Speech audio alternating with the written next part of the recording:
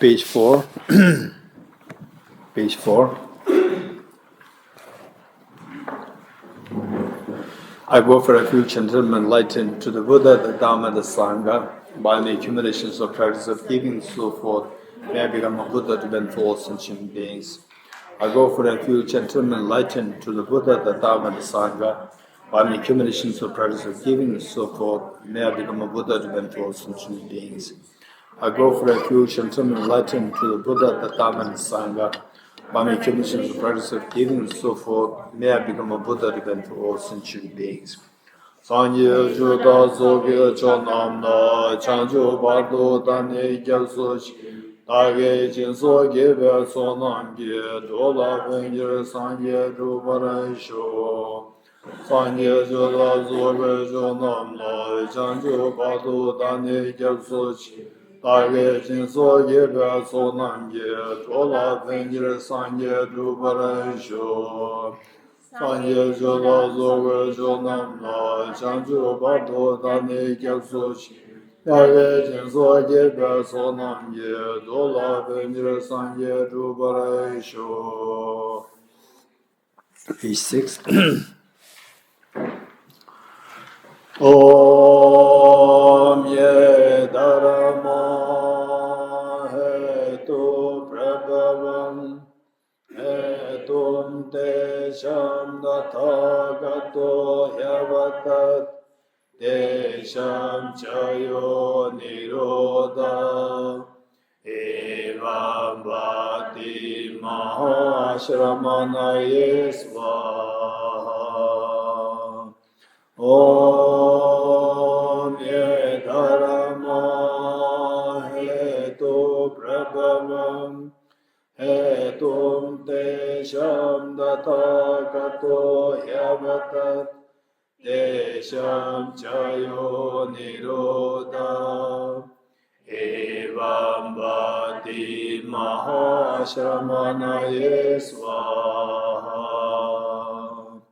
Om Ye Dharma Hetu Prabhavam Etum Tesham Dathagato Yavatat Tesham Chayo Nirodha Evam Bhati Mahashramanaye Svaha.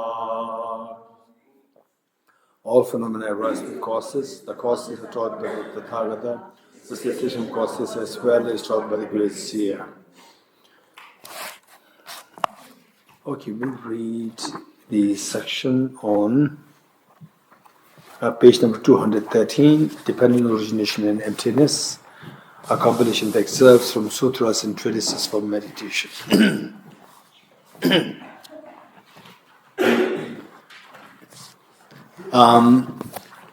This compilation is based on, many of these are based on the teachings of His Holiness the Dalai Lama, meaning that during His Holiness's teachings, His Holiness oftentimes cites, quotes from the important sutras, the verses, and I put them together, and then alongside what I came across from my other teachers, and reading the very important books, so they are all put them together. So this is the outcome of that.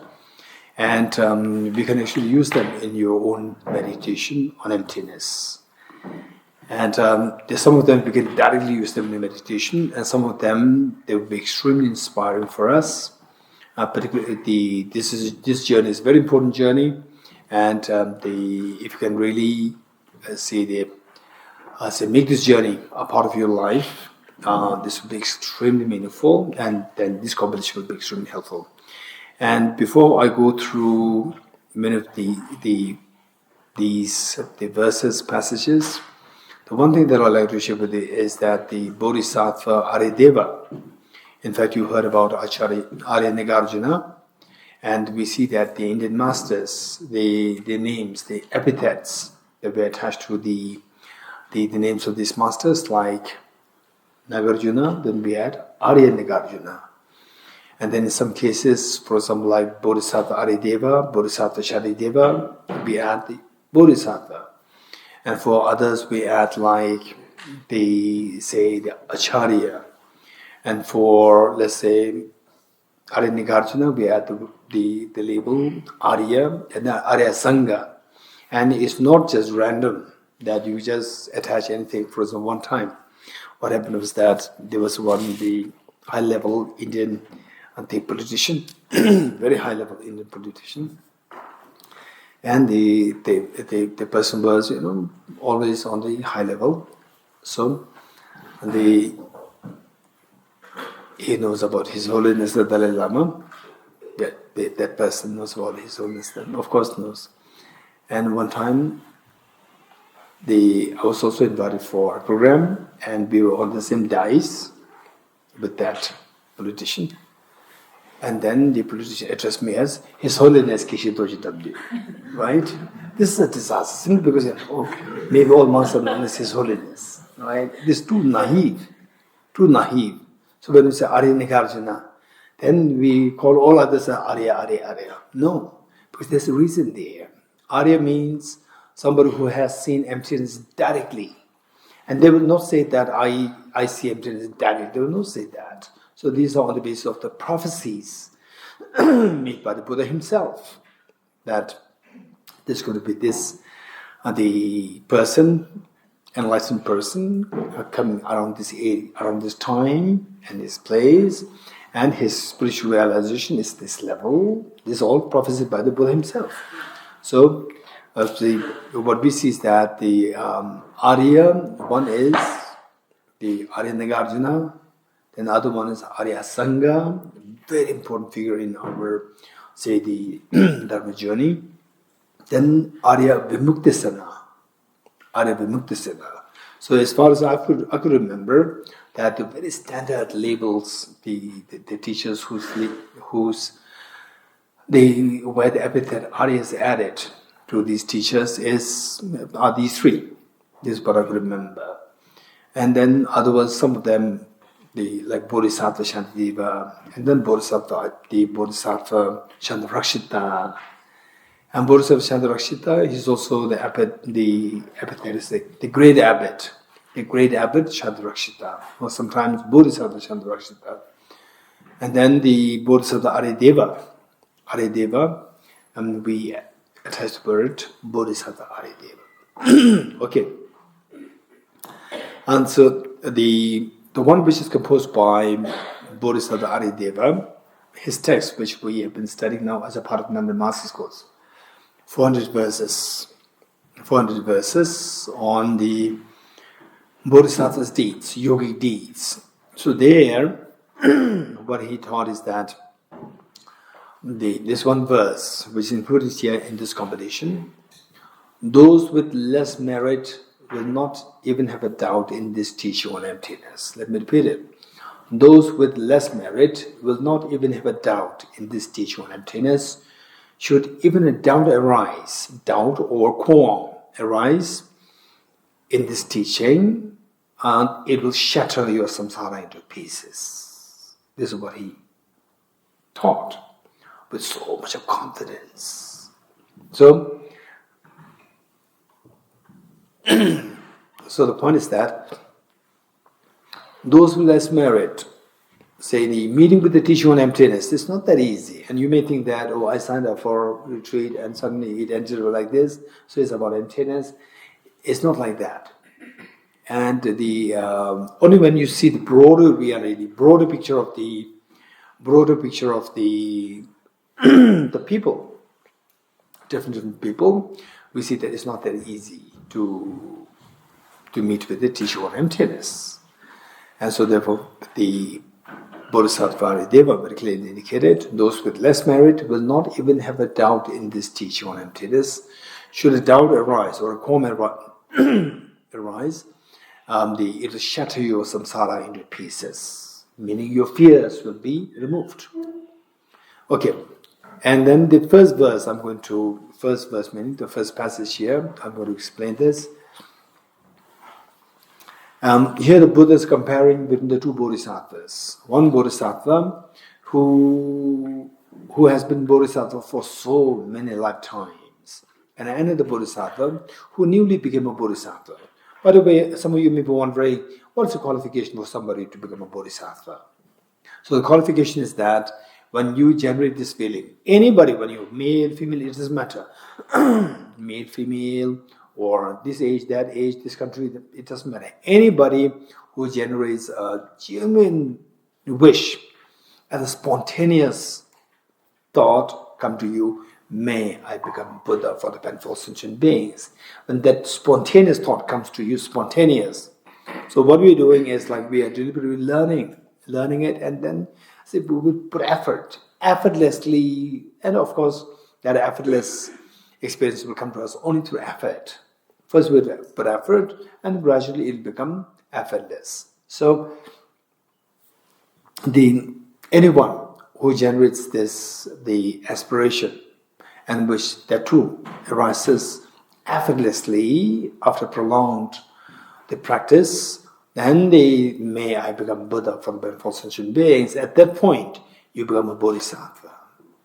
So, gade para sambade bodhisattva, you enter into the first. You got into the first level, gade.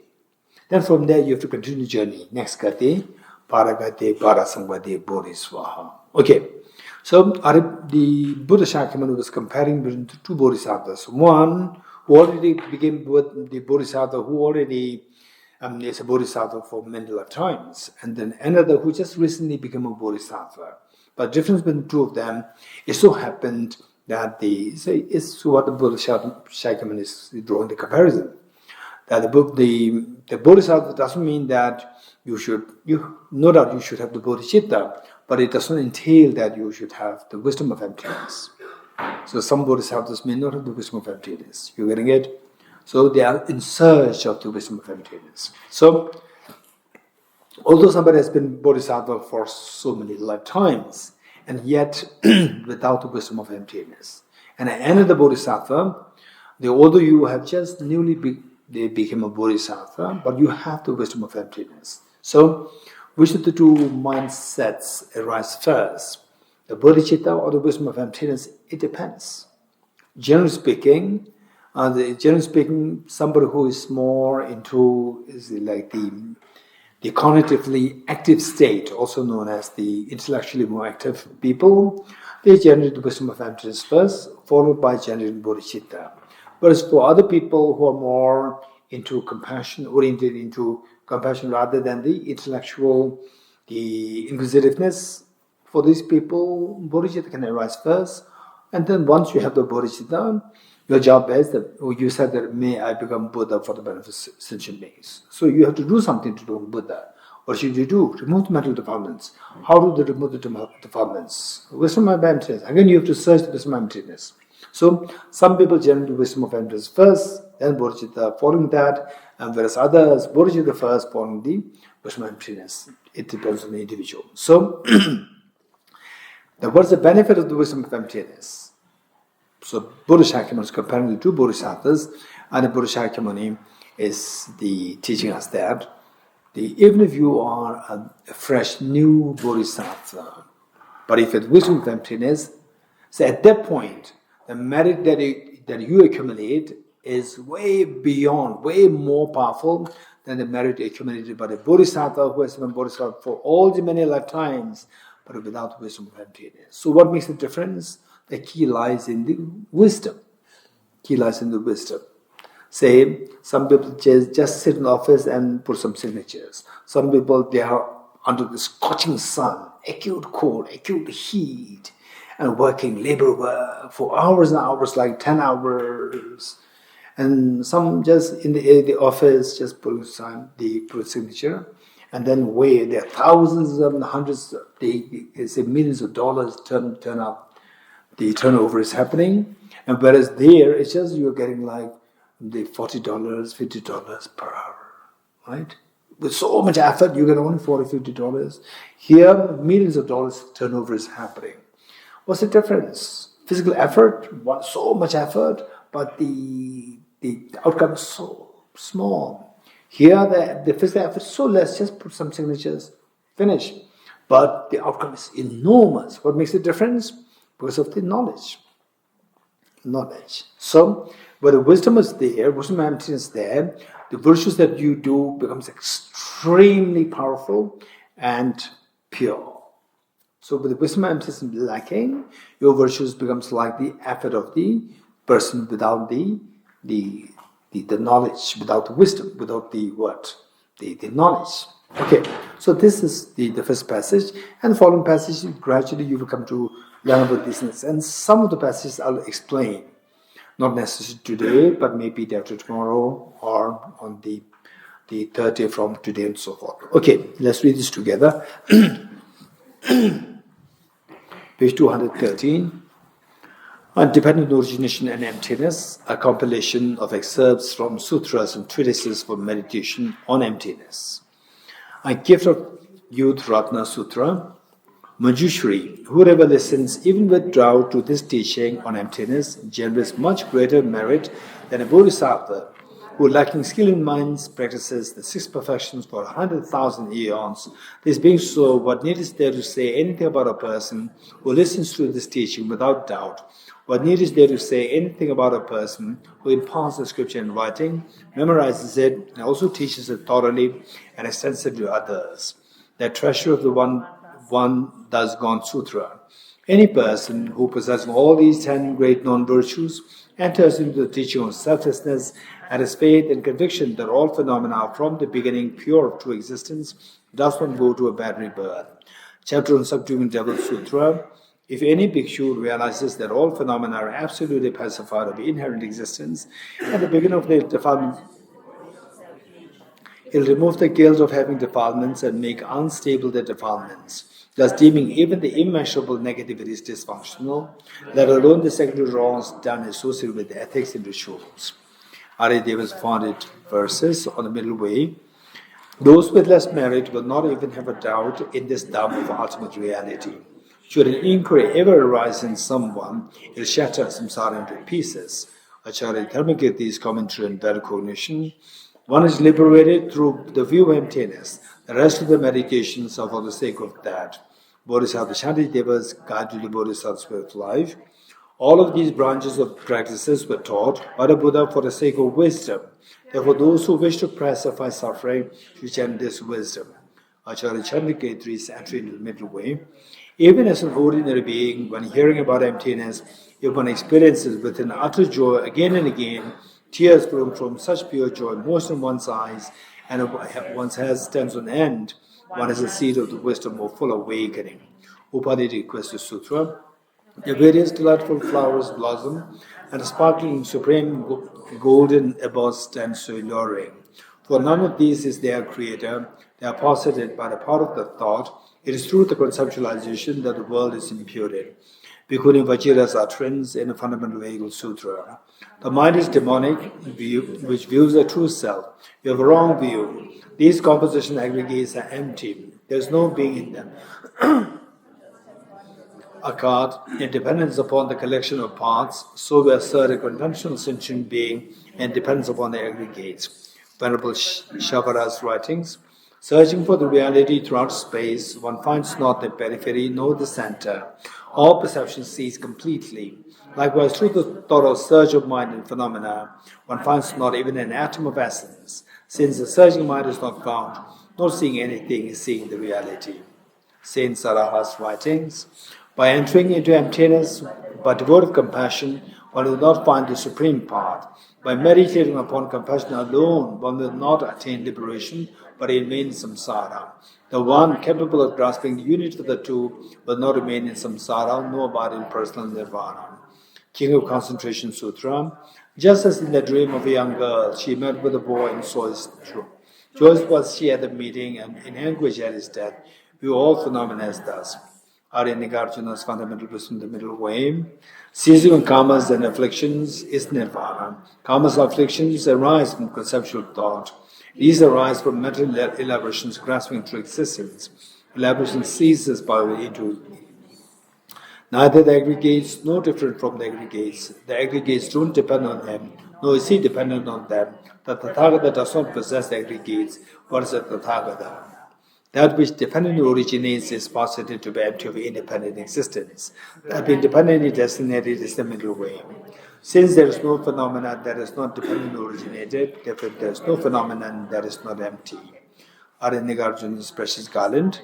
If the person is not earth, not water, not fire, not air, not space, not also not consciousness, and not all of them, is the person out of those. Just as a person is not truly existent because of being an aggregation of the six elements, each element also is not truly existent as the aggregation of their own constituents. Dharma Samgiti Sutra. Forms appear as a mass of form, feelings resemble bubbles in water, and discrimination is like a mirage, material formations are like plantain trees, consciousness is like a magical illusion, so taught Surya Mitra. Nagarjuna's commentary on the awakened mind. Those who understand this emptiness of phenomena, yet also conform to the law of karma and its results. There is more amazing than amazing, there is more wondrous than wondrous. Deva's 400 verses from the middle way. When dependent and arising in sin, ignorance does not occur. Thus, through all efforts, try to find this subject. His Holiness, the 7th Dalai Lama's rain shower feeds, a song of the four mindfulnesses as a guide to the view of the middle way. At the crossroads of the six collections of consciousness that have diverse perceptions are seen the hazy dualistic phenomena which are baseless. There's a magical show that is by nature deceptive. Don't believe them to be true, but view them as having the nature of emptiness. Don't let your mind go astray, but place it within the nature of appearance and emptiness. Through not losing mindfulness, hold it within the nature of appearance and emptiness. The sphere of appearing existing phenomena is pervaded by the space of the ultimate clear light and suchness. There's an ineffable ultimate reality. View this nature of emptiness through abandoned mental contrivances. Don't let your mind go astray, but place it within the ambience of reality. Through not losing mindfulness, hold it within the ambience of reality. His Holiness, this 14th Dalai Lama's prayer for proliferating in the Dhamma, the land of snows. Venerable Marpa Luzawa, Shebe Dorje, and so on, host of the precious Kalki, are source of blessings. A chain of the unexcelled masters of this outstanding tradition. To you all I pray, may the Buddha Dhamma of the land of snows blaze forevermore. All phenomena encompassing samsara and nirvana are but the radiance of spontaneous awareness. Awareness itself, devoid of elaborations, is realized in the nature of Dharmakaya. Pervading all existences and appearances of samsara and nirvana is a great Mahamudra. May the Buddha Dhamma of the land of snows blaze forevermore. Nagarjuna's in praise of Dhamma Dhatu. Impermanent, suffering, and empty, these three, they purify the mind. A Dhamma that is unsurpassed, purifying the mind, is a lack of intrinsic nature. A concluding prayer from Lama Tsongkhapa's Ocean of Reasoning, a commentary on Nagarjuna's fundamental wisdom of the middle way. Okay, this is this was when I was studying in Devotional Monastery as a student, and one of my teachers was giving teaching on Lama Tsongkhapa's commentary on Nagarjuna's text. Then, coming closer towards the end of the text, I saw this prayer made by Lama Tsongkhapa. I saw this, and it just hit me with awe. Wow, that's amazing. And then I started to include this in my own personal prayer every day. So what it says here is that they say, this teaching on emptiness and dependent origination, this teaching is so precious, and without which the life is totally meaningless. And even if you have bodhicitta, but without emptiness, you cannot do anything. It is like the mother who is extremely loving caring to his child, and the child is sick, and the mother could not do anything. So totally helpless. So this teaching is so precious. Meanwhile, of course, the bodhicitta. Without bodhicitta, then the wisdom of emptiness alone will at the most remove the afflictive obscurations, and it will not remove the cognitive obscurations. So these two are like the two wings for somebody to cross the ocean of miseries to the Buddhahood, the two wings. So precious. And then I started to include this in my daily practice. Okay, so this is commentary on Lama Tsongkhapa's commentary on Nagarjuna's text. Okay. Throughout my future lifetimes, may I always be guided by the Aramajishri and be able to uphold the Dhamma in general and the teachings on dependent origination in particular, even at the cost of my life. Okay, so this The next one is extremely important, Shri Heruga. Shri Heruga is the holy sacred name of the Buddha, one Buddha. The Buddha Shakyamuni, he manifested in different forms. Buddha Shakyamuni manifested in different forms, and then they say, while the Buddha Shakyamuni is giving teaching in Rajgir, Heart Sutra, simultaneously in Amarvati, there in South India. So Heart Sutra happening in Bihar. It was like the east side of India, and it was South India. Simultaneously, Buddha was giving teaching on Kalachakra, Shri Kalachakra. So simultaneously. So likewise, the Buddha Shakyamuni manifested in different forms. The one form is known as Shri Chakrasambhara.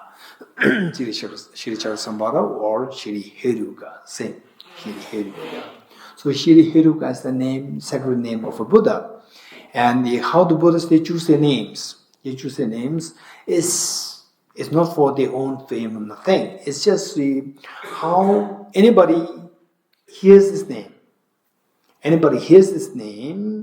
It leaves a special imprint in the mind. Imprint of awakening in the mind. Just for that purpose. So look at this. Shri Heruga. This is the sacred name of the Buddha Shakyamuni in a particular form. And this name is chosen as a very profound meaning related to emptiness. Okay, I'm quickly going to explain this to you. Say, okay, and the two hands out, stretch out your two hands. Okay, and then do what I'm doing. What happened? Sound of a clap erupted. So, for this sound of clap to erupt, the two hands should come together. You're getting it? Two hands should come together. So let me first explain to you things on two levels. The gross level and the subtle level. First the gross level. Say, on the gross level, these two hands symbolize the two factors which are responsible for creating your mental stress, tension, anxiety, and so forth. Okay, by the way, I'm just wondering how many of you, at least once in a lifetime, had a mental stress? Raise hands, except for Kishima. All others and mental stress. Okay, right, including me, right? Okay, we had a mental stress. Deep, profound, deep mental stress. Very heavy mental stress. So this mental stress, this sound of a clap is the metaphor for the mental stress, sadness, anger, and the mental pains. So just as this sound of the clap should necessarily come into being by the combination of the two hands, likewise all our mental agitation, stress, anxiety, sadness should necessarily come into being by the combination of two factors. External factors and internal factors. Okay. Is there anyone who likes to share with us what kind of stress did you have in your life? Anyone? Quick. Some bad car accident. Anyone else? Quick to save time. Huh? Sick child. Sorry? Sick child. Sick child. Yes, anyone else? Yes. Death of sibling, of family member, death of family member. Oh, death of the family members, loss of the family members, yes, very painful. Anyone else? So anger, right? What triggered anger? Anyone? What you have shared thus far is more like this sadness. Sadness, anger, these are very different. Anyone? What triggered anger? Application deadline 3 days. Application deadline. So, it's not, I could not finish it, then why? Why not extend it? Right? Okay. Anyone else? Quick to save time. Watching news, the horrendous news, it makes you very sad and angry at times. Failing exam. Failing exam, why I failed. Why the questions are very tough. Right? It can be easier question. Why tough questions? When I went to the Tibetan Museum to read all the information about how the Dalai Lama came to India and how it is now, it made me extremely angry Why? because of the way that people are being treated. Let's see. How people are being treated, it made you very angry. The lady over there? The lady over there? Yes. Oh, I was just going to say annoying customers at work. Oh, annoying customers. Okay, so this is the best example I would say. Okay. All the examples, exam, right? And then the loss of bad news, watching news, no, not watching good news, watching bad news. Huh? Yes, bad news. And then the seeing how the people treated people, one group of people treat another group of people so badly, and then failing the exams, right? Okay. And then what the customers, what did you say? Annoying customers. Okay. So we see that. Okay, do you see that in all these cases there is external factor and internal factor? External factor, annoying customer, the teacher who set the exams very complicated, difficult questions, and who abuse another person, treating others badly, and the bad news, why not good news coming all the time? Why the exam, why the deadline so near? Why not we deadline given another 1 month later, right? And who else? Loss of the child and car accident, this car, right? Okay. So in all cases, we see that there are external factors involved. And internal factor is also there. So just with the external factor, okay, just now pull out your one hand, only one hand out. No sound. No sound. If there is only one factor, external factor, be it external factor or internal factor, only one, no sound. Sound of the misery stops. You getting it? Sound of the misery means it's not only external, there should be internal also. Two come together, only then the sound erupts, misery erupts. Okay, let's quickly do an exercise, mathematical exercise. Ready? Don't worry, it's not exam. You getting it? And if it is exam, then it's going to be easy exam. Right? Very easy.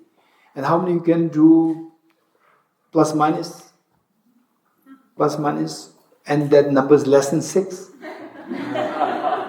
Good? Okay, so let's do that. So what I would say is that you do the calculation mentally. And you give me the answer only when I ask you what's the answer. Till that point, do everything mentally, don't utter a word. Ready?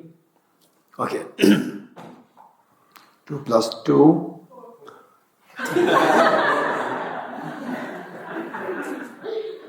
Don't utter a word. Don't utter a word. Give the answer. Do everything mentally. Give the answer only when I ask you what is the answer. Till that point, everything should happen mentally. Again, ready? Let's start over again. 2 plus 3 plus 1 plus 2 minus 1 plus 3 minus 1 plus 2. What's the answer? 11. Amazing. Okay, that's good. Good. Very good. Michael, 11? Very good. You're not scared of the exam? Yes, more. Okay, good. Now let's do it again. Right, same. Again, same. Numbers less than 6, less than 5, not even 5. Yeah. Numbers less than 5.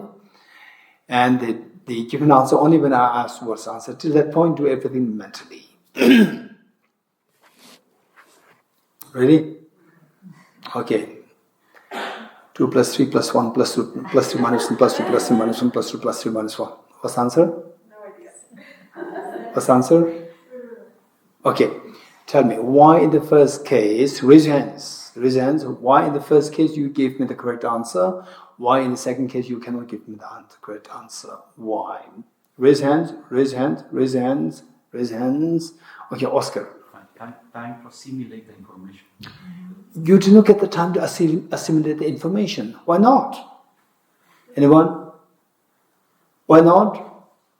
Yes, Vade? The train was moving too fast. Because I said it too fast. What's your name? Georgia. How many of you agree with Georgia and Oscar? Raise hands. I said too fast. Okay. Is it true that I said too fast? Yes, that's true. It's an external factor. And your brain works very slow. This internal factor. You're getting it? We are so addicted to blaming the external factors. You said it fast. We do not get the chance, get the time to assimilate the information. Why? Because you said it fast, right? So we are so addicted to blaming external factors. You're getting it? This is a proof. So, how many external factors are there to create problem on you? Okay, listen. Say the Buddha's teachings is very beautiful in ways that if you blame external factors, it's fine. Don't be scared. Don't feel guilty that, oh, I'm so bad, I'm blaming external all the time. No.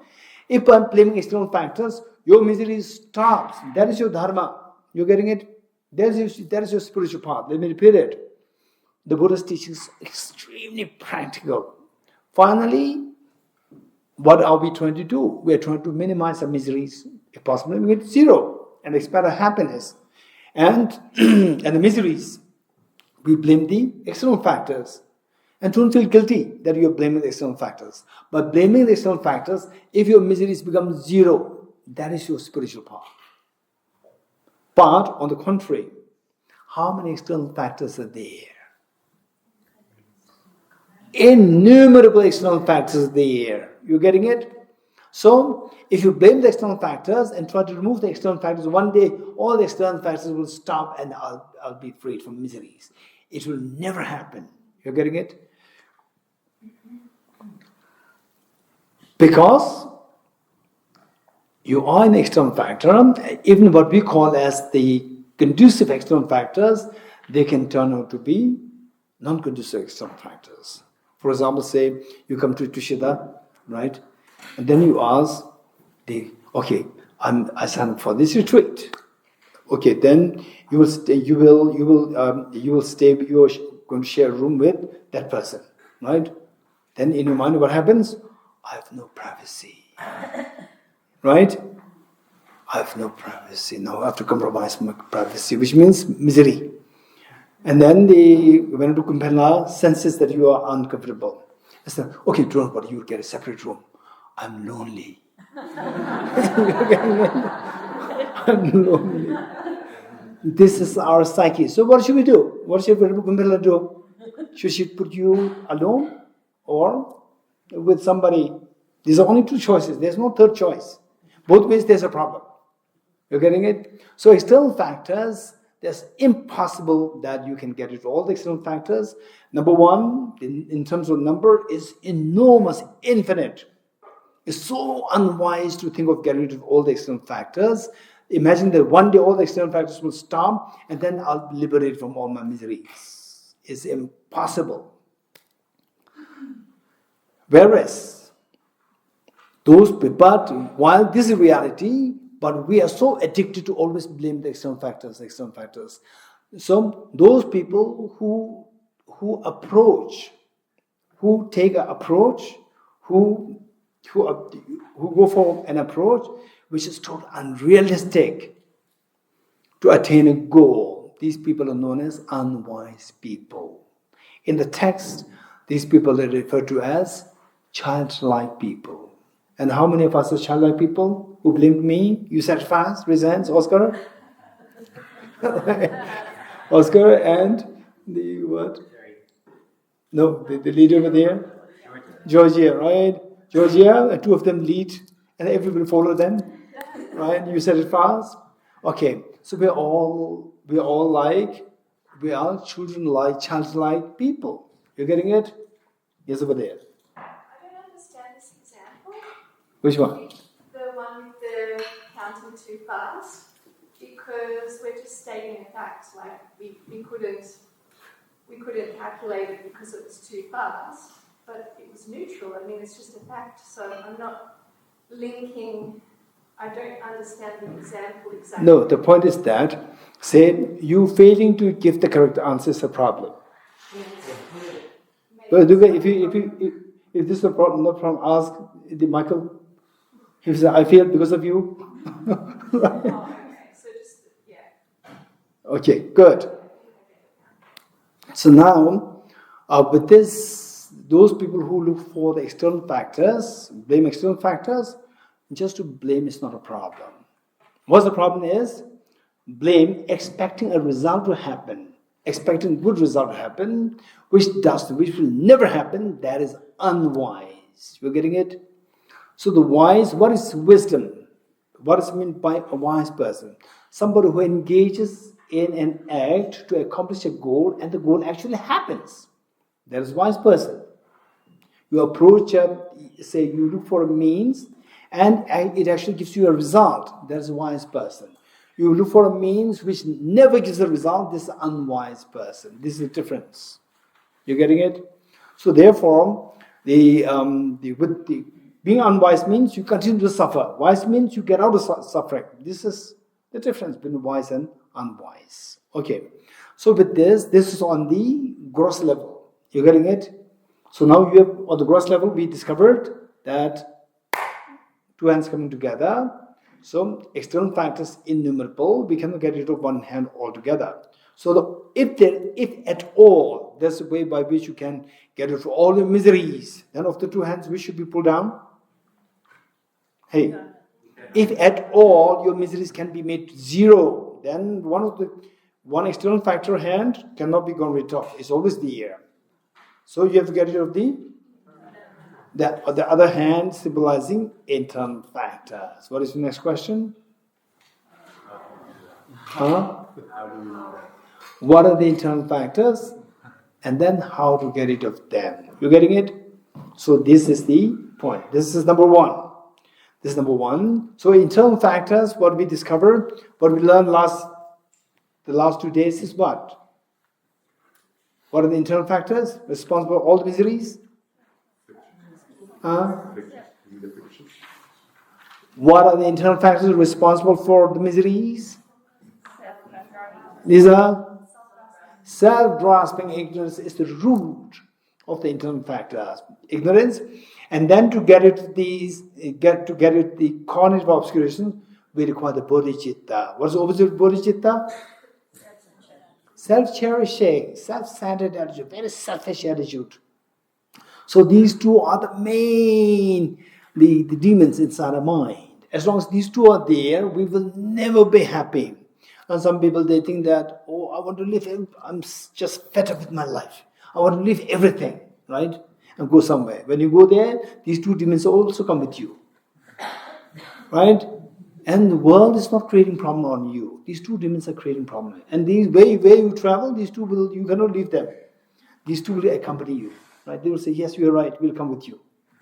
Right? And even in Himalaya, right, you have a problem. Nobody's there. So Mount Everest at the peak, you go there, I'm cold. Again, self-centered attitude said, I'm cold. You're getting it? And you see the cold as objectively real, not like a dream. Self-grasping, crazy, cold as objectively real, cold. And self-centered, no, I don't want this. So these two again torment you, torture you. You're getting it? Wherever we travel. So therefore, internal factors. Those people who direct their mind towards the internal factor and think of getting into the internal factor, primarily these are the two internal factors. External factors, they're innumerable. So the practically speaking, it's impossible that you can get rid of all the external factors. So those people who direct their mind towards identifying the internal factors and putting effort to get rid of these are known as the wise people. You getting it? This is difference. So Buddha taught, Ye dharma hetu prabhava, hetum tesham tathagato hyavat. So Buddha is teaching us, be wise. You have the full of wisdom inside, is obscured by the mental defilements. Be wise to uncover this wisdom, uncover this compassion, uncover this treasure within. Don't look for the happiness outside. Happiness inside. Okay. Having said this, I like to give the warning that, oh yeah, it's purely internal, right? So you have the stress issues because of domestic violence or anything else, and is your mental problem? Is no, there's nothing external. It's pure mental, and somebody's abusing you. It's purely mental. No, this is again a sheer naivety. So external factors, internal factors, both are responsible. You're getting it?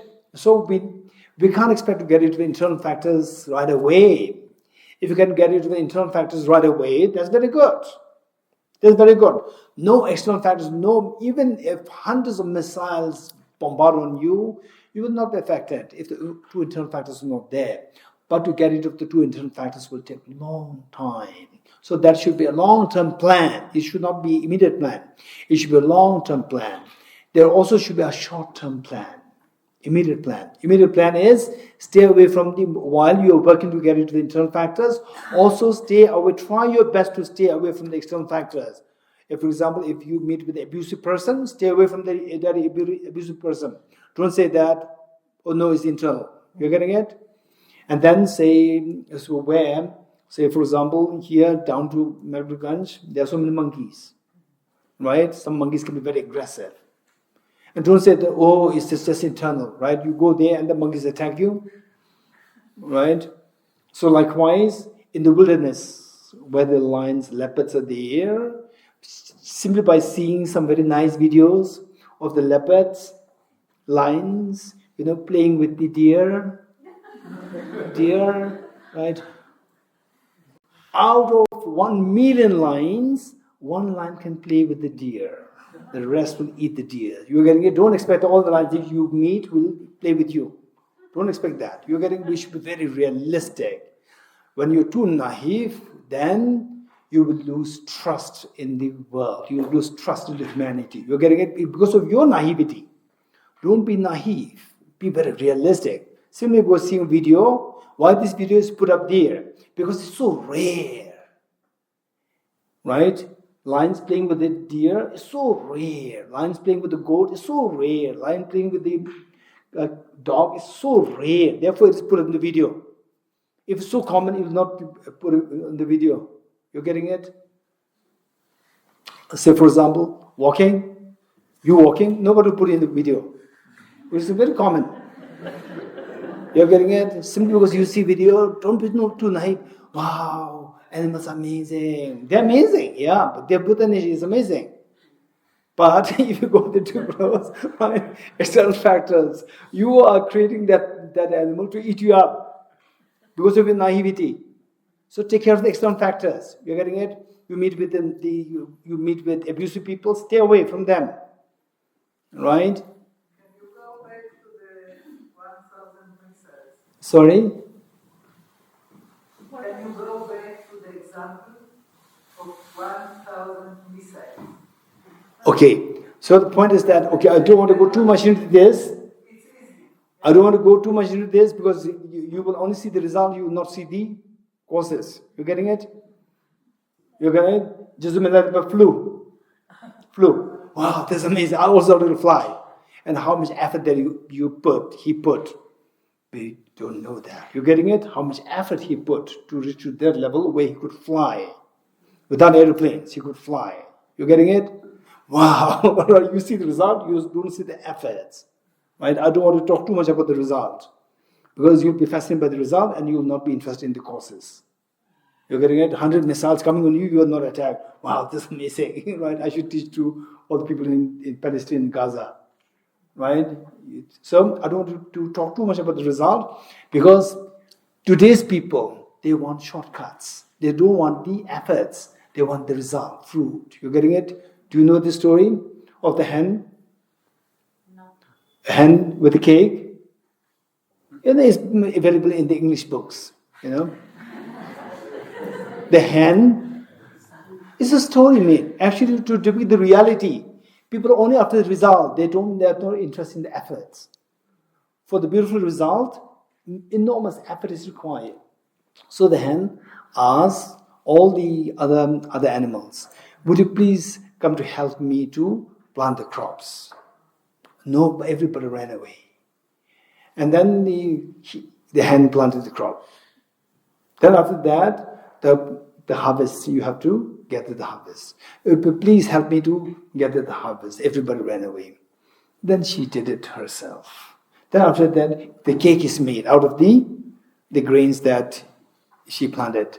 The cake is made, right? Okay, is there anybody who likes to join me? Everybody joined.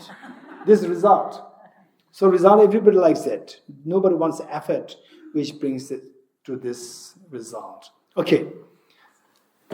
So the point is that this is on the gross level. You're getting it? We should have a long-term plan and short-term plan. Don't only go after the short-term plan all the time. Today we see what is known as the life skills, counseling, life skill counsels and so forth. So this is only to take care of the immediate factors. The real counsel should be the counsel which incorporates both, taking care of the immediate factors and the long-term plan. We should have both plans. You getting it? So immediate plans is to make sure that you stay away from the factors which can harm you. External factors, stay away from this as much as possible. And then What happens when you cannot get away from the factors that harm you? For example, maybe you are a child and your parents abuse you. Okay, so let's say that let's say that there are grades from 0 to 100. You're getting it? Grades from 0 to 100. And even to get this wisdom, the idea that, I have to run away from these factors, external factors. Even to get these ideas is not that easy. Either you should have these ideas from past life, or somebody should be sharing this with you. You're getting it? If you don't get this, then you suffer in silence. This is reality. But many people, they have the easy access to this knowledge, and yet they don't learn it, and they remain naive. These people can be protected. You're getting it? In other words, what I'm saying is that don't expect perfection, expect the best within the given situation. You're getting it? Don't expect perfection, expect the best within the given situation. This is one. Then the wise people will look for the best given the given situation plus a long-term solution. Long-term solution is the perfection. You're getting it? We have to go for both. And there are many people who don't get this information. There are many people like small children. Small children, they don't get this information. They don't have this information. They're so vulnerable. And in fact, I would say that the children being vulnerable are the parents. You said the parents abusing. This is very less, to be very honest, it's much less in number. But they are kidnapping issues. There are so many of such things happening in the world. So, world is not perfect. But I would say that if I'm given the essence, I would say that the parent-children relationship, this is the most beautiful in this world. So if you continue to talk about the parents abusing children all the time, then people will get a very bad impression of the only hope that lies in the world. Only hope that lies in the world is the parent-children relation. It's so beautiful, generally. 90% of the parent-children relationship is so beautiful. Why should we have to tarnish this? Simply because they are, say, a small number of the people, the parents who themselves did not have a healthy childhood, and they don't know how to give love and affection, and because of this, their children suffer. Yes, these things are there. But if you talk too much about this in the public, with other people all the time, then the seed, beautiful seed, which other can germinate so beautifully, and from this you can share, you can help others, that will be tarnished. If that happens, we are not really doing service, we are disservice to others. So therefore, say the good things. I personally would say that If you tell me that, some people they said, "Oh, Gisela, you have traveled to many places. Tell me which is the best place, which is the best food." I usually say that these are the most boring questions for me. If you really want to ask me a question, you will say, "Gisela, what's your the favorite thing to do?" I will say to watch the relationship between the mother and the child. This is most. I can spend hours and hours. The thing is that I should be in a dark place. The parents and the child should not see me. I should see them. I would enjoy this. It's beautiful, beautiful, beautiful.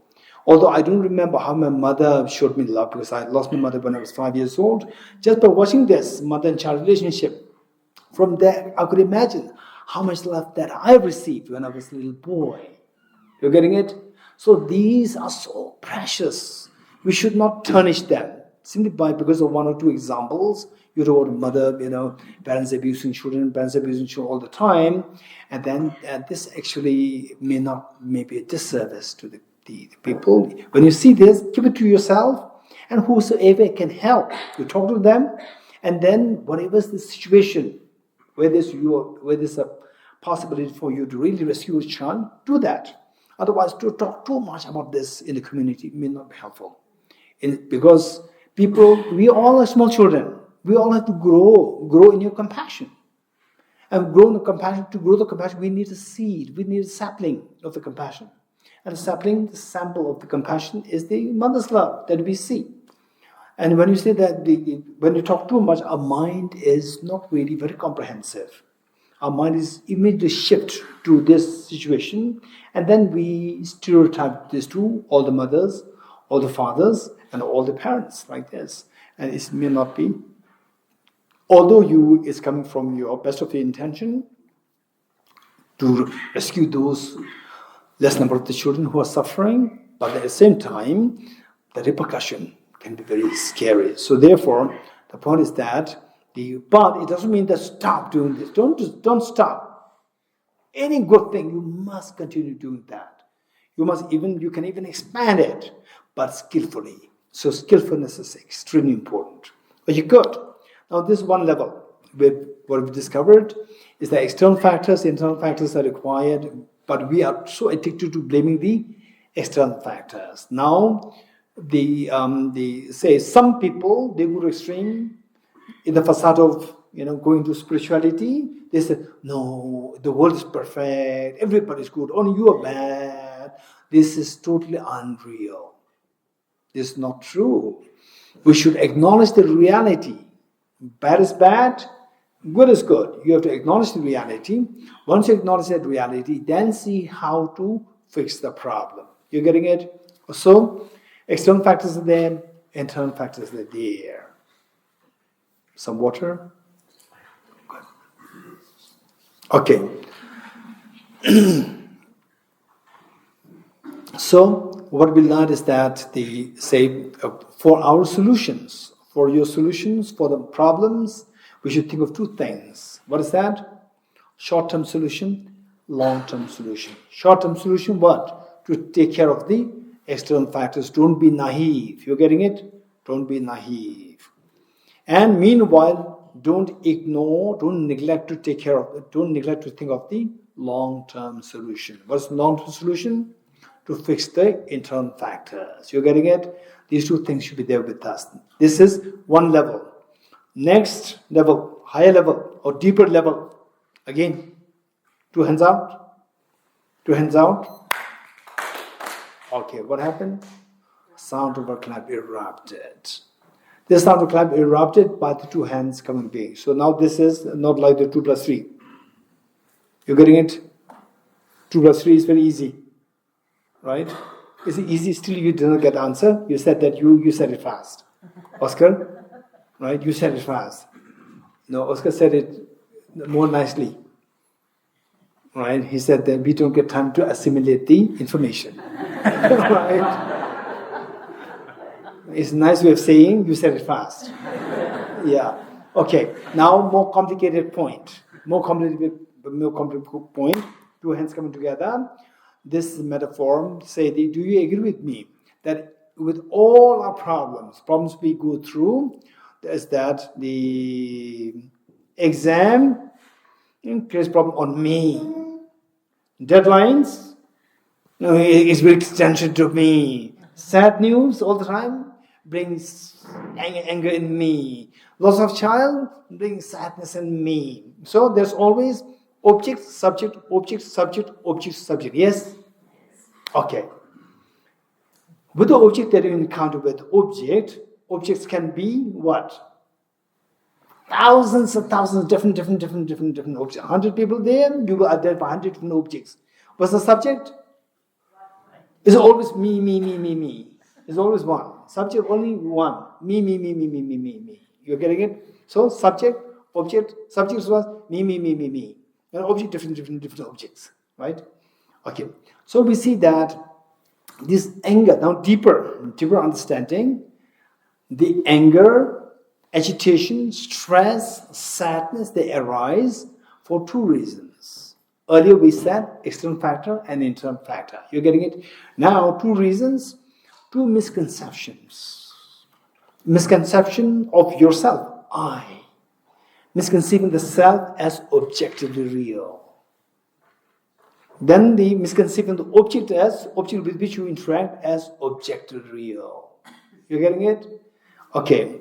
I say that you're feeling thirsty, I'll give you water. And I give you very dirty water, right? So you will feel angry towards the water and you will also become angry towards me. Both. You're getting it? So, whereas if you come to know that the water I'm giving you is actually not water, it's just illusion, right? Then you see it as a fun. There's no anger, right? Because it does not have potential to harm you. Why anger? Because you think that if I drink this, it'll harm me. So when you see that this is just like dream, it's an illusion, and your anger towards the water subsides. And also that if you see the other person as me, and you see that actually there's no person there. It's just your like you say sometimes you have a dream. In the dream, how many you, be very honest, how many you in your dream you fought with somebody?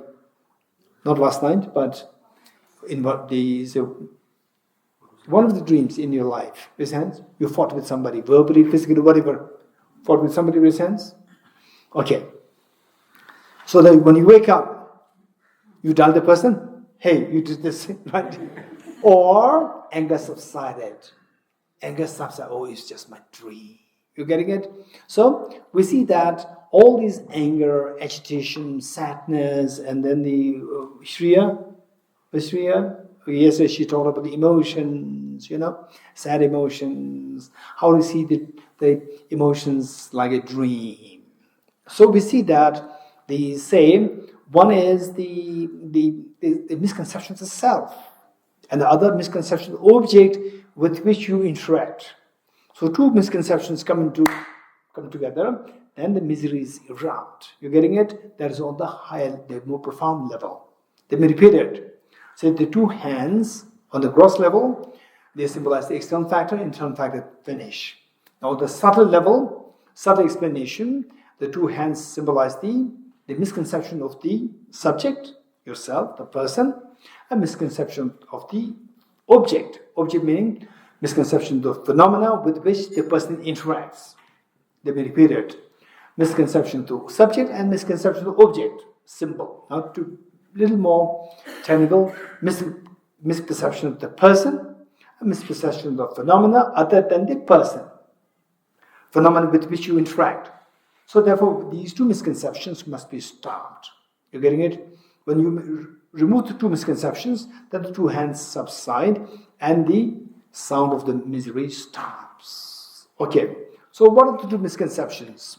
Misconceiving the person as object real, misconceiving the phenomenon with which the person interacts as object real. These two misconceptions. Anybody who can put me back into track, why I'm telling all these things? Anyone?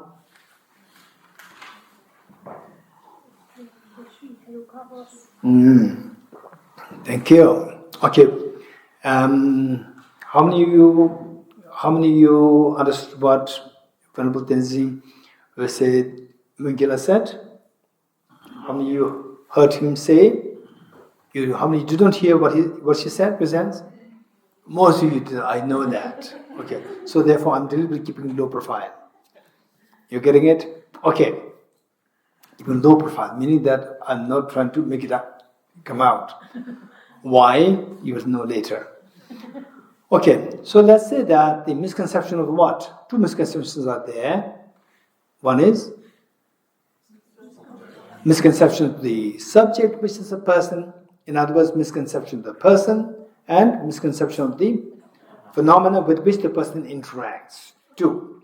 So these two misconceptions come together. The two erupt in the form of the sound of the miseries.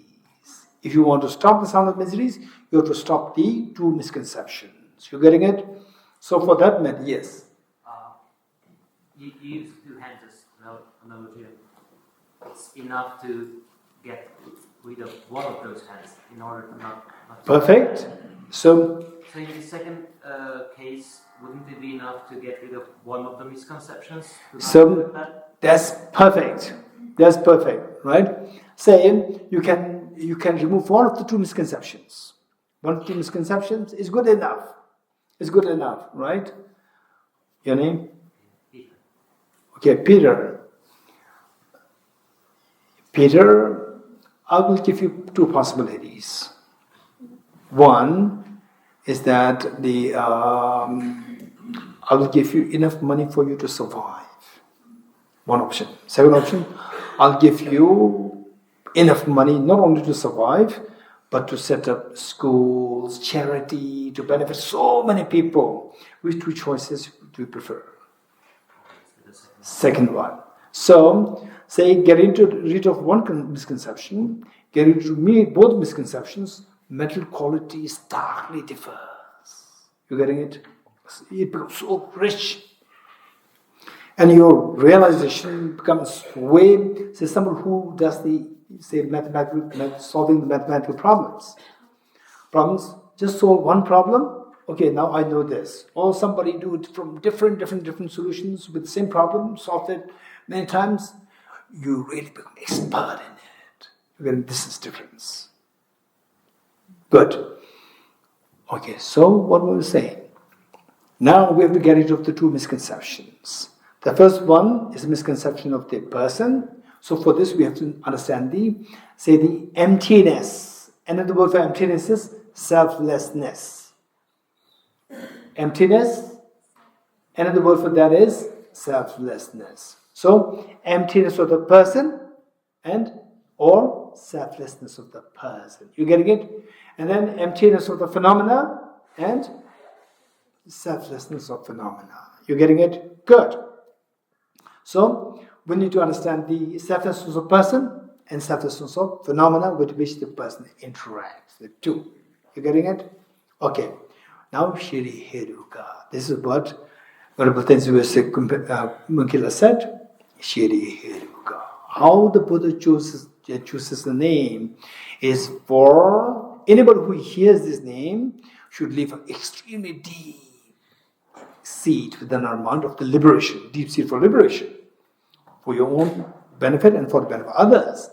And then, particularly if you know the meaning, every time you recite the Shri Heruka, Shri Heruka, Shri Heruka, constantly the meaning gets deeper, deeper, deeper, and the liberation becomes closer, closer, closer.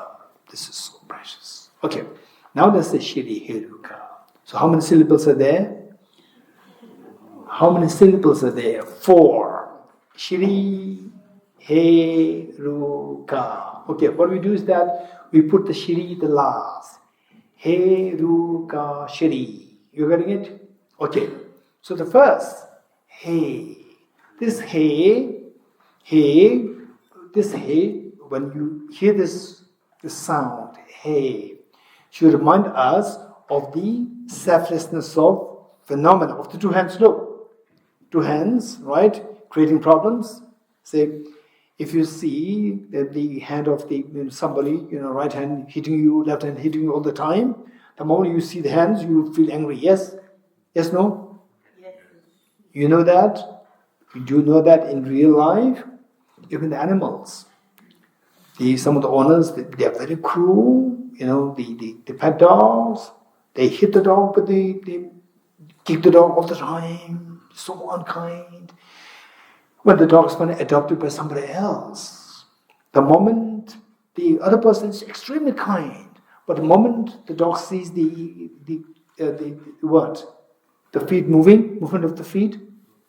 movement of the feet, instantly the dog goes to bite it because of the trauma. You're getting it? So when you see the two hands, somebody keeps beating you like this, when you see the instantly you feel the fear. You agree? Okay. So with this, now let's say that these are the two problem creators, two hands. Right? Misconception of the person, misconception of phenomena. So you have to dissolve these two misconceptions. So, Shiri Heruka. Now how we put it? Heruka Shiri. We put the Shiri last and say first Hey. When you say Hey, it should give us the understanding, the emptiness, selflessness of the phenomena of the two hands. The phenomena dissolves, and misconception of the phenomena dissolves. Now what is left? Only one is left. Only one is left. So this one, so initially there were two. Two means dual, duality. Two means two, duality. Now when one is removed, the misconception, the phenomenon is removed, then only one is left. The duality goes away. Right? Duality goes away. Listen, this is known as non-duality. But non-duality, there are two versions. One is where one is left, two is gone. That's also non-duality. You getting it? This is also non-duality. So if you study Vedanta tradition, Vedanta philosophy is about where of the two, one is gone, only one is left. They call it non-duality. Because only one is left, no two. Now, in Shri Heruka Nagarjuna, the Buddha's philosophy, so where not only the misconception of the phenomena dissolves, misconception of the person also dissolves. Now, it's also non-duality, yes? So when nothing is left, all misconceptions are dissolved. That's non-duality. This is another level of non-duality. So non-duality, there are two connotations. One is where single is left, duality is gone. That is non-duality. Another non-duality is where nothing is left, duality is gone. So non-duality discussed in the Buddhist philosophy or Nagarjuna philosophy is where subject object both are dissolved. Whereas Vedanta's non-duality, Advaita Vedanta, the concept is where the object dissolves, only the self is left. You getting it? So this is also non-duality. So non-duality, how presented by Vedanta, Advaita Vedanta, and presented by the Buddhist Shakti Nagarjuna is very different. Okay. So, hey, misconception of the phenomenon dissolves. Okay, look at my hand. So this would be very picturesque, would be helpful. Of the two hands, there's a duality there. So with this, problems are created. So first, hey, the selfless of phenomena. So misconception of phenomena dissolves. Now only one is left. Then the rule, misconception of the person dissolves. What is left now? Non-duality is left. You're getting it? Non-duality is left. You got it? Yes. I don't understand. Is it like with someone hitting you and you have the selfless, what do you mean by the selflessness of the phenomena, the selflessness of the subject? I don't understand. Okay, so basically the idea is that first, with the two hands coming together, sound comes into being. Yes, no. You understood it? Good. So how it comes into being? So this is a metaphor. The meaning wise is that how the problems, so the sound of the clap is the metaphor for the mental problems. So these mental problems, how they arise, the mechanism. Mechanism is that you as a person, okay, the deadlines, right? But the deadlines, So now I cannot really do things at the deadline. Tension builds up. So that is the sound clan. This is because of the deadline as object, and the one who is experiencing the stress of the deadline is a subject. So subject-object interaction, then the fear of the deadline arises. So there, what is the real mechanism? Is it that the deadline and the person meets and then the fear erupts? No. It's the misconception of the deadline and misconception of the person. These two come into being, then erupts the stress. You got it? No, first let me just say that, do you understand this, what I said? And you agree, not agree, there's a different story. So it's a misconception of objects, misconception of subject, you meet, then the stress comes into being. This is what I said. Did you hear this? You got it? Okay. Now, say how true it is, that's a different story. That you have to study more. You're getting it? At least if you've heard if you heard it correctly, what I said, that's good enough. So with this, now if it is the case that my stress is because of like the two hands misconceptions, if you dissolve one misconception, no sound. So what Peter said, dissolve one misconception, good enough. No need to dissolve both the misconceptions, right? But there's a possibility for dissolving the one hand, dissolving the other hand is even better, right? If the sound is created by the two hands. You getting it? No, the point is that I'm not saying that you have to agree with what I said. You have to hear what I said. If you have heard what I've said, that's good enough for the time being. How? We have to study in detail. I studied this for like 30, 40 years. Don't expect in 10 days. You getting it? So at least you have heard what I said. That's good enough. Okay. So then you have to explore deeper. So the misconception of the phenomena dissolved. That is hey. Then next ru. Misconception of the person dissolves. This ru. What's left now? No, what is left? I said, look at the hands. I said, look at the hands. You don't look at the book. Look at the hands. I told you, right? Even I use the word picturesque. I use the word. You getting it? Look at the hand and then it will make sense to you. Say these two hands created, by seeing the hands, you'll feel the fear, right? These hands clap me, right? Slap me all the time. So you feel the fear. So, hey, the first hand dissolved. You happy? Oh, very happy. Now one slap is gone, right? Then, ru, the other hand. You happy? Very happy, right? Now the hand which slaps me, gone. Very happy. What is left? Huh? Oh, two hands gone is left. In other words, non-duality is gone. Two hands gone. Two hands gone is left, right? Absence of two hands is left, which is two hands. Two means dual, duality gone. Non-duality is left. You getting it? So this non-duality is God, right? Hey, ru, God, non-duality. Okay, now who is feeling the ease? Okay, now the two hands are gone. Two disturbing hands are gone. Two slapping hands are gone, right? Who is feeling this ease? My mind is feeling it. Even this, my mind is like dream, chiri. You getting it? My mind, the wisdom which sees this non-duality, even this mind which sees this non-duality is seeing this non-duality in a non-dualistic way with the non-duality. Let me repeat it. What is left now? Non-duality is left. Who is seeing this? My wisdom is seeing this. Now non-duality becomes the object and the wisdom becomes the subject. How does this wisdom see this non-duality? The non-dual wisdom is seeing the non-duality in a non-dualistic way with the non-duality. You're getting it? That is Shri. So at that point, then all what affects your mind dissolves. You are freed. Then the mind, okay, let's say that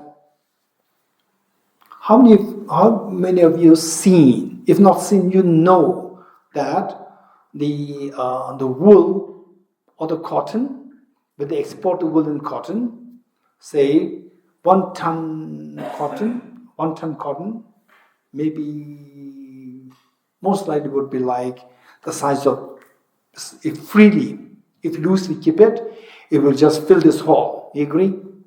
Let's say 10 ton. Cotton would be like, if you keep it free, loose, it'll just fill this hole. Yes? But if you squeeze it, you can squeeze it like this size. Right? If you can squeeze so well. You agree? Okay. Which means now when you keep squeeze the wool inside, does it behave in its real nature or not real nature? Not in the real nature. Whereas the solid gold, if you tie it with the rope, right? Inside the rope, does it behave in its true nature or not?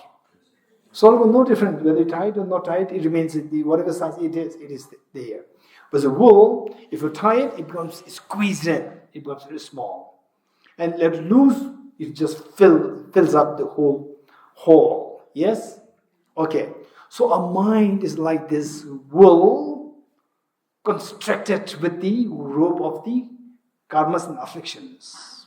When the karmas and afflictions are gone, the mind will behave in its true nature. So the moment you know that the compact, the wool and the cottons which are being packed so densely, when you cut the ropes, you should be very careful. Why?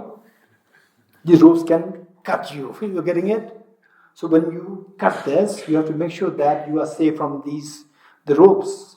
Because the ropes, the speed is so high that it can cut you easily. You should be very careful. Instantly, what is inside will manifest as true nature. You getting it? So, He Ruka Shri. With this, what happens is that all the ropes which bind a mind are released. When they're released, the mind will behave in its true nature. What's the true nature of mind? It is like the light trapped in the pitcher. Light trapped in the pitcher. When the light is broken, when the pitcher is broken, how does the light behave? It will spread everywhere. So our mind will spread everywhere without any constriction, without any restriction. That is the liberation, freedom. You're getting it? Freedom. And because that, it travels everywhere so freely, it comes in contact with every phenomena. It comes in contact with every phenomena. Because it has knowing quality, it knows every phenomenon. It becomes omniscient. You're getting it? Okay. This is so important. So we'll recite this 3 times together. With folded hands. Shiri Heruka, Shiri Heruka, Shiri Heruka. He is the selfless phenomenon, the emptiness of the mind, which is the source of everything as it is imputed to be of causal nature. Ru is the selfless of person, the emptiness of self that is fabricated by the web of conceptual thought that grasps by the self of person. Ka is the ultimate reality, absence of the dissonant duality of subject and object. Shri is the non-dual exalted wisdom that abides in congruence with the emptiness of the object, which is the meaning of the evam.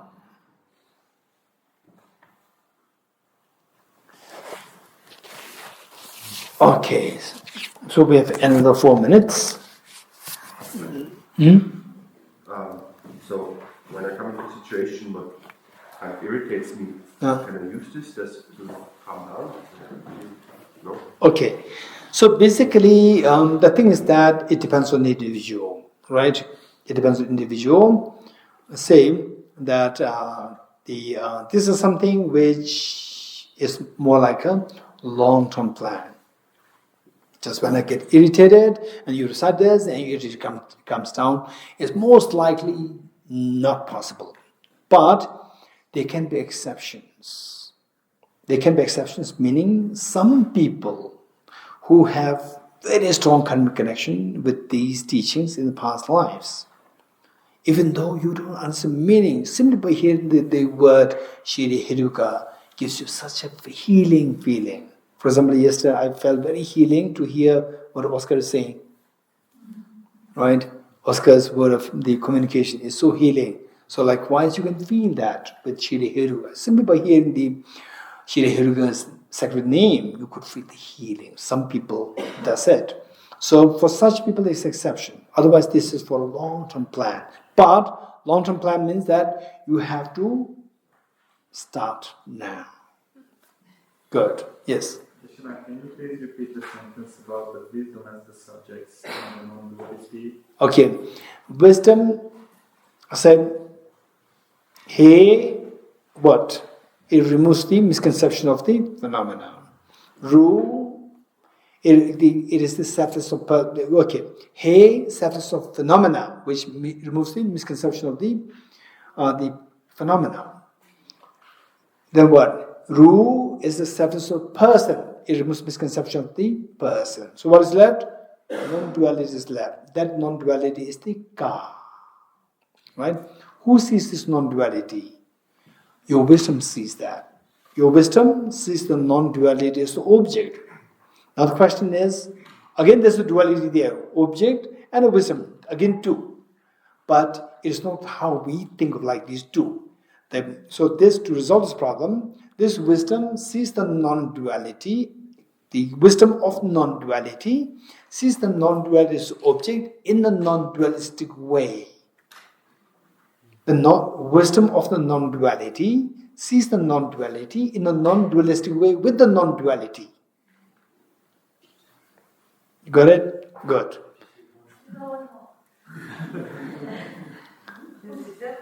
Wisdom of the non-duality sees the non-duality in a non-dualistic way with the non-duality. Okay. Okay. So even these, okay. Wisdom of non-duality, seeing the non-duality in a non-dualistic way with the non-duality. What is the last part? Why? Wisdom of non-duality, seeing the non-duality in a non-dualistic way with the non-duality. Meaning that it is non-dual with the non-duality. But isn't the non-dualistic way, isn't that already included? Oh, just say the wisdom of non-duality, finish. Right? Right? Say, what do we say? The Gabor, hey Joel, hey Shrishti, hey what? Huh? Hey Jimmy, right? And I say all of you. Just say the word all of you, finish, everything is included. It does not help. You getting it? So this is so profound. So wisdom of non-duality, seeing the non-duality in a non-dualistic way with the non-duality. Because No, did you hear what I said? What did I say? Wisdom of the non-duality as the subject, seeing the non-duality as an object in a non-dualistic way with non-duality. Perfect, you got it. Now you understand. Don't expect to understand today. You've understood what I said. Meaning that you have heard what I said. You're getting it. Keep it for time being. Yes. Like what? Of course you will get help. Of course you will get help. Okay. Any more questions? Yes, over there. Tomer? After seeing the selflessness of the object and the subject, why do you want to see the non-duality of non-duality for wisdom? Okay. Say that this is a good question. Say that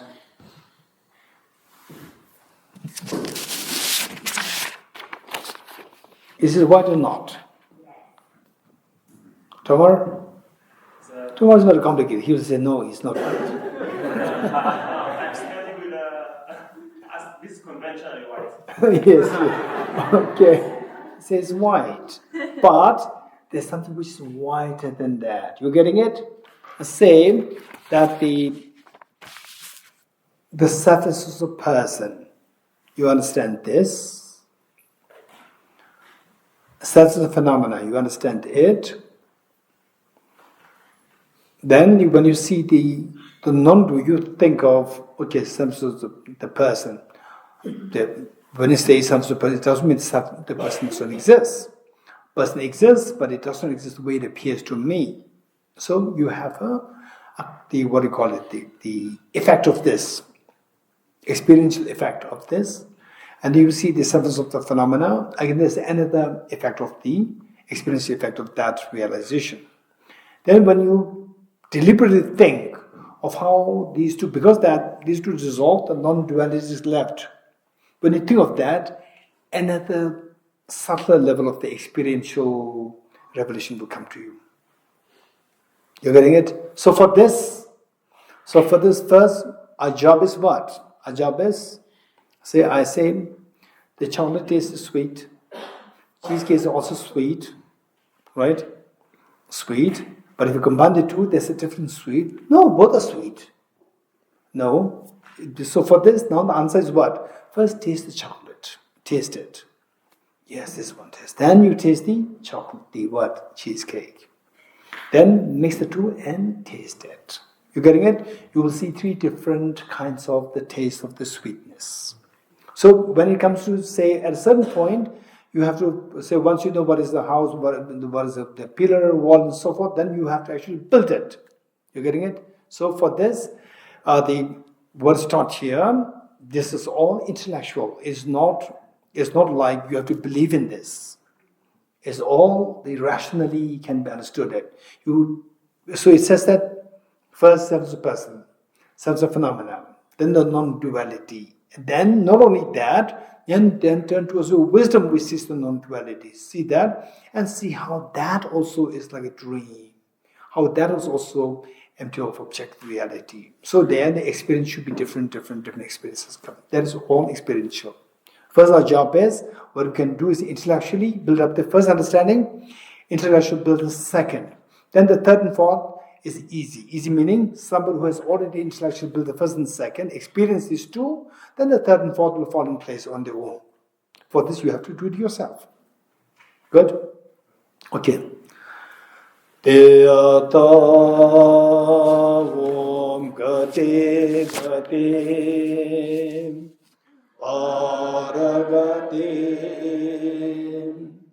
Parasamgate Bodhisvatyata Om Gati Gati Paragati Parasamgate Bodhisvatyata Om Gati Gati Paragati Parasamgate Bodhisvatyata Om Gati Gati Paragati Parasamgate Bodhisvaha.